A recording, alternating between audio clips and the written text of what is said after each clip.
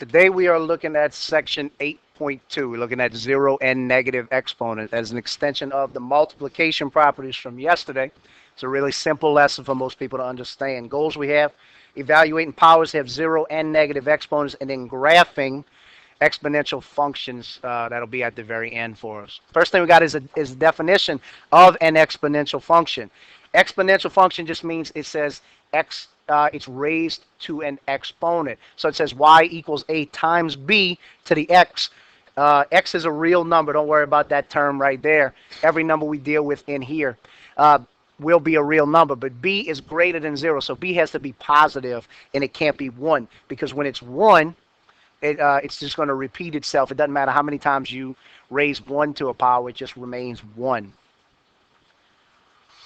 So this is more important right here. It says let a be a non-zero number and let n be a positive integer. A non-zero number to the power of 0 equals 1.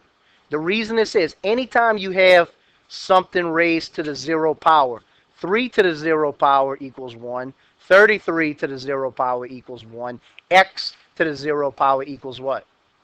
1. It doesn't matter what you raise to the 0 power, it's going to be 1. The reason being is this: if you do a tree of, like, let's say 4 to the 4th power equals 4 times itself 4 times, right?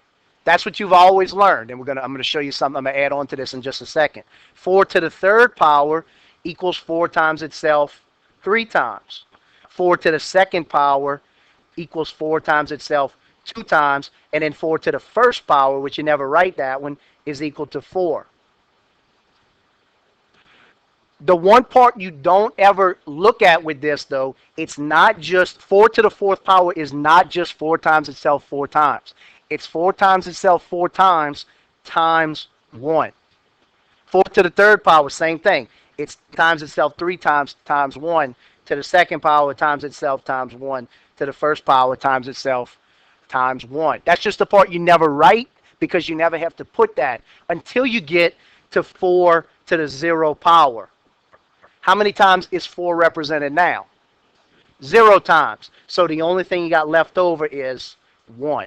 So that's the same way, and that's why everything to the 0 power is 1. It doesn't matter what number you're raising to the 0 power, it's going to continue to be 1. The second part says if something is raised to a negative number, you use the reciprocal. An easier way to fool with this, an easier way to remember this, is to call this the elevator rule. Copy that down, elevator rule. Anytime you see something raised to a negative exponent, make it ride the elevator. So if you have 2 to the negative 2 power, it rides the elevator. Everything is considered to be over 1. So since 2 is raised to the negative 2, it has to ride the elevator down.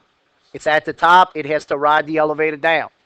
So it becomes, you can't leave 0 on the top, because 0 divided by anything is going to be 0. You leave 1 up top, 1's on the top, and 2 rides the elevator down. The negative exponent becomes positive. So that becomes 1 over 2 to the 2nd power, or 1 over 4. The same thing's true with the elevator rule. If you have something like 1 over 3 to the negative 2 power, it rides the elevator as well. Not 1/3, but the 3 that's being raised to the negative exponent rides the elevator up.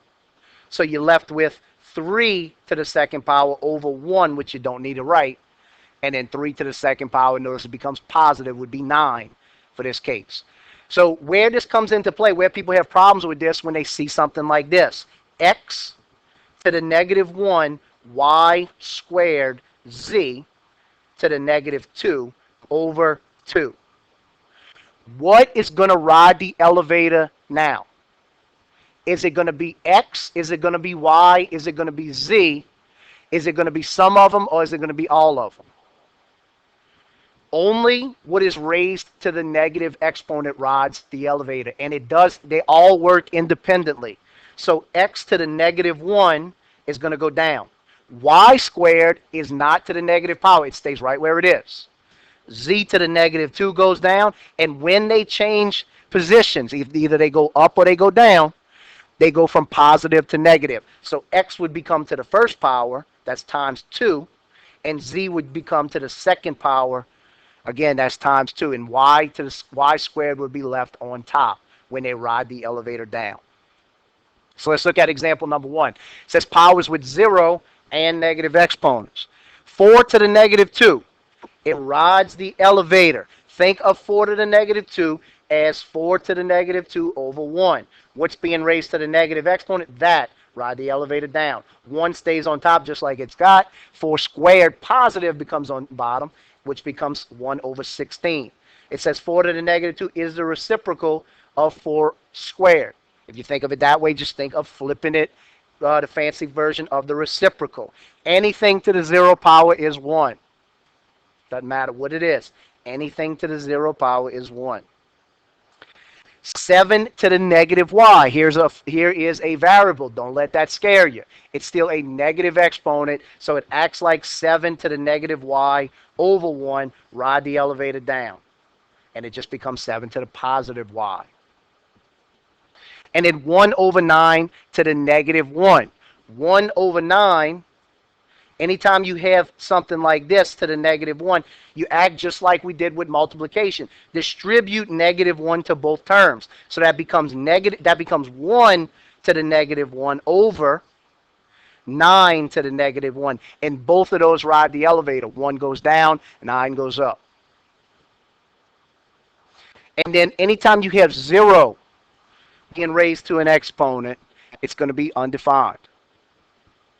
0 is the only thing that breaks the rule. Okay, copy these 4 down right here, or these 5 problems, A through E, and work them real fast. Should only take you a minute or so to do all 5 of them.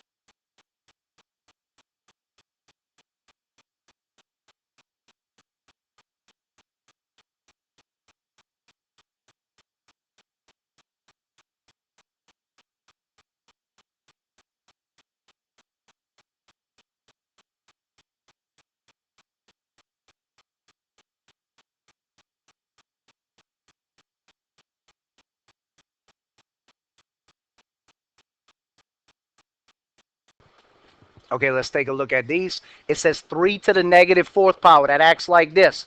3 over 1 to the negative 4th. Ride the elevator down. It becomes 1 over 3 to the positive 4th power. If you go any further than that, 3 times 3 is 9, times 3 is 27, times 3 would be 1 over 81 for that one. Anything to the 0 power is 1. 4 to the negative y, again, acts like this. To the negative y, that's got to ride the elevator down. 1 over 4 to the positive y.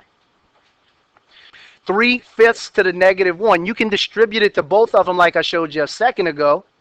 Or you can just say, okay, well, it's raised to the negative 1. I'm just going to flip it and use the reciprocal, 5 over 3. And then 0 to the negative 1. 0, if that's over 1 to the negative 1, this is why it doesn't work. This is why it breaks the rule. Because when this rides the elevator down, it becomes 1 over 0, and you can't have that in math. That's why it's undefined for letter E. Undefined. Example number 2 says rewriting with positive exponents. So we're checking through all 4 of these right here. 7 times 4 to the negative y. Notice you have to do what's inside parentheses first. That 4 to the negative y's got to ride the elevator down. So it becomes 7 times 1 over 4y like they got it written. 4 to the y. I keep saying 4y. 4 to the y. If you look at this one, it's over 1. Everything's over 1, so you multiply straight across. 7 over 4 to the y power. Same thing with b. 3x to the negative fourth, y to the negative fifth. Here's a version where 3 does not ride the elevator. It's all considered over 1, but only x to the negative fourth is going to go down and y to the negative fifth. So you get 3 on top over x to the fourth, y to the fifth. Remember, anytime they ride the elevator, negative exponents become positive. 6d to the negative 2. Now you got to go back to what we looked at yesterday. That negative 2 has to go to both numbers, or it has to go to both factors. 6 to the negative 2, d to the negative 2. That means they're both going to ride the elevator down. It's going to become 6 squared, 1 over 6 squared, d squared, 1 over 36 d squared. And then C is going to ride the elevator for letter D. It's going to go up. C is going to be to the 2x power. So C, it's going to be 1 times C to the 2x power. Again, don't let the fact that it has a value and a variable right there, it's still an exponent. All you're doing is going from negative to positive when it rides the elevator up.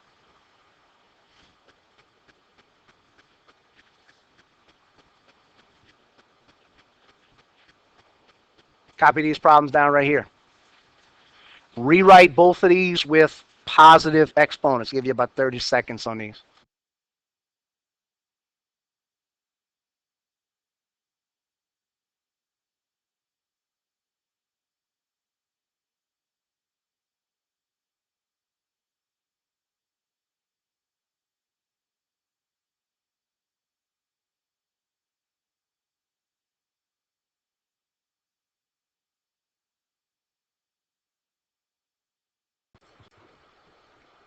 Okay, for these, we're rewriting them with positive exponents. You got to do what's inside parentheses first. So you have 4 times 3 to the negative k power. Remember, anytime anything is raised to a negative exponent, make it ride the elevator. So 4 stays on top because 4 is not raised to a negative exponent. 3 goes down and it becomes raised to the positive k. That's all you can do with that one. 4 over 3 to the k. 5g to the negative 3 times h to the negative 4. 5 is not being raised to a negative exponent. Only g and h. So those are the ones that are going to go down. G to the negative third and h to the negative fourth. When they go down, they become g to the positive third, h to the positive fourth. 5 doesn't move anywhere, so 5 stays right where it is. That's all you can do with those. Here's example number 3. It says evaluating these expressions. 2 to the fourth times 2 to the negative fourth. Well, if you combine this with what we did yesterday, we're multiplying the same basis, 2 times 2. So you can add 4 and negative 4. That's the same thing as 4 minus 4, which will give you 2 to the 0 power. What's anything to the 0 power? 1. That's the product of powers. When you add the exponents, you get 1 for that one.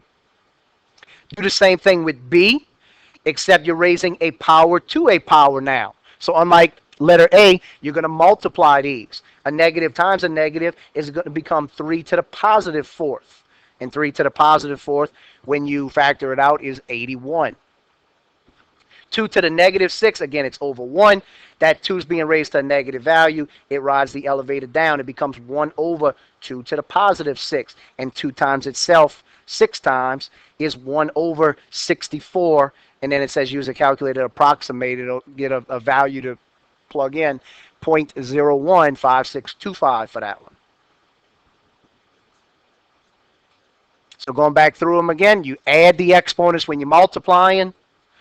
You multiply the exponents when you're raising a power to a power, and then you ride the elevator for C. Do these right here. Give you about 40 seconds for these.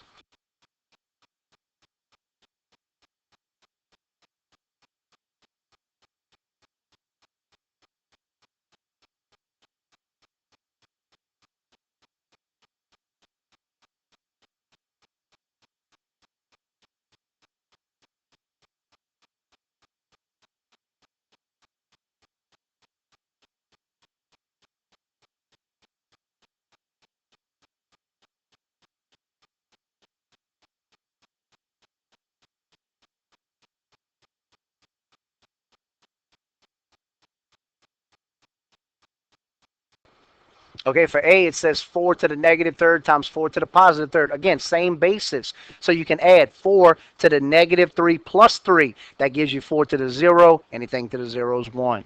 So that's just like the last one. 5 to the negative 2 to the negative 3. This time you're raising a power to a power. Multiply them. Negative 2 times negative 3 is positive 5 to the positive 6. So if you do 5 times 5, you get 25. Times 5 more is 125. Times 5 more is 625. Then 5 more. So 5 to the 6th power, when you raise 5 to the 6th power, you get 15,625. Great big number right there.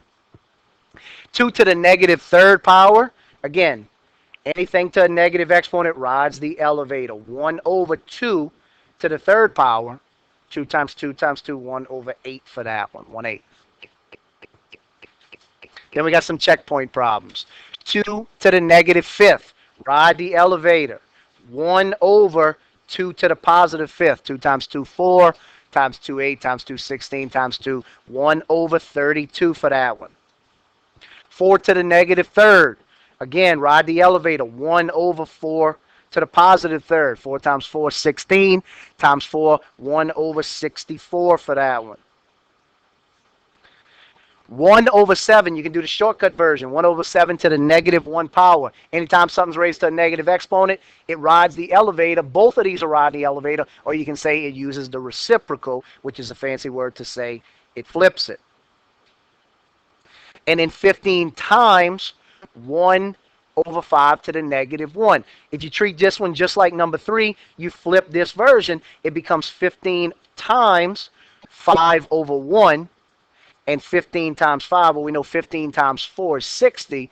Times 5 more is going to be 75. And it's over 1, so you don't need to write that. Simply 75. Negative 12 to the 0 power. Anything to the 0 power is 1. 1 over 5 to the negative 2 rides the elevator up. It becomes times 5 squared. So 1 times 5 squared is 1 times 25. 25 for number 5.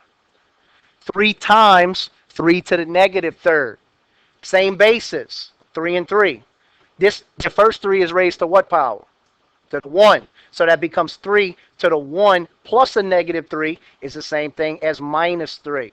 So that becomes 3 to the negative 2 power. Now it's got to ride the elevator. You can never leave something with a negative exponent. So get that through your mind right now. Anytime you see a negative exponent,